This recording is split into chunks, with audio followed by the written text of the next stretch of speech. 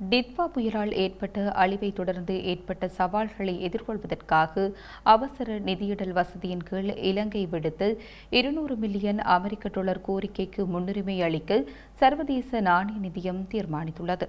அவசர நிதியிடல் வசதியின் கீழான உதவிகள் இலங்கையில் விரிவாக்கப்பட்ட நிதியிடல் வசதியின் கீழ் வழங்கப்படும் கடன் வசதிக்கு மேலதிகமாக வழங்கப்படும் நிதியிடல் வசதியாகும் என்றும் சர்வதேச நாணய நிதியம் குறிப்பிட்டுள்ளது. அத்துடன் விரிவாக்கப்பட்ட நிதியிடல் வசதியின் கீழ் நாட்டிற்கு கிடைக்கவுள்ள 5வது மீளாய்வை நிறைவு செய்வதற்கான பேச்சுவார்த்தைகளை மீண்டும் ஆரம்பிப்பதற்காக 2026ஆம் ஆண்டின் முற்பகுதியில் சர்வதேச நாணய நிதியத்தின் குழு ஒன்று இலங்கைக்கு விஜயம் செய்யவுள்ளதாகவும் குறிப்பிடப்பட்டுள்ளது. டிட்வா புயலால் ஏற்பட்ட அழிவிலிருந்து நாட்டை இயல்பு நிலைக்கு கொண்டு வருவதற்காக இலங்கையினால் சுமார் 200 மில்லியன் அமெரிக்க டாலர் உடனடி நிதி உதவிக்கான அவசர கோரிக்கை விடுக்கப்பட்டிருந்ததாகவும் அது தொடர்பில் மீளாய்வு செய்யப்பட்டு வருவதாகவும் சர்வதேச நாணய நிதியத்தின் இலங்கைக்கான தூதுக்குழுவின் தலைவர் எவன் பப்பஜோர்ஜியோ கடந்த வெள்ளிக்கிழமை தெரிவித்துள்ளார்.